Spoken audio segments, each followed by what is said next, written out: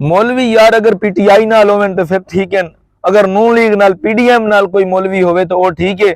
अगर अपने ही उलमा नाल और अपने ही जमात नाल और अपने निजाम मुस्तफा नाफिज करने वाली जमात नाल होवे तो फिर मौलवी गलत है। मता समझे दौरे हाजिर दे एक फर्द नु रिजवी आंदन, ए दर्द है पूरी उम्मत दा, इस दर्द नु रिजवी आंदन। तो साडी राज करूने उला ताई बच्ची गर्द नु रिजवी आंदन, तो जिंदी पोस्ट आईडियां बंद होवन उस मर्द नु रिजवी आंदन।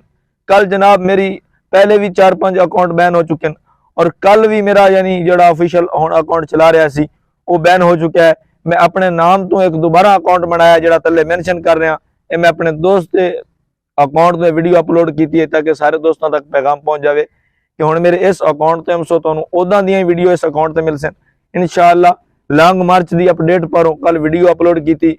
यानी मैं समझ नहीं आ रही कि मौलवी अगर नून लीग नाल होवन तो फिर वो ठीक है, जेड़े पीटीआई नाल हैं वो ठीक है, यानी जेड़े अपने ही उलमा नाल हैं, हुफाज नाल हैं, शेखुल हदीस नाल हैं, शेखुल कुरान नाल हैं, एक आलम दीन दे नाल खलोते हैं।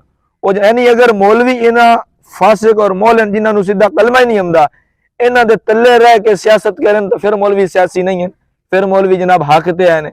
अगर मौलवी अपना ही दीन के मुताबिक अंबिया ली सियासत लैके आ रहे हैं तो फिर वो गलत है।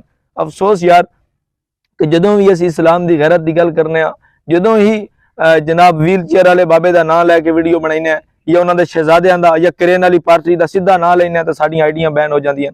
तो सारे दोस्त इस आईडी को फॉलो करके ये दस दो कि किसी भी मैदान के अंदर अपने नुमाइंदियां खाली नहीं छुड़ेंदे। वस्सलाम।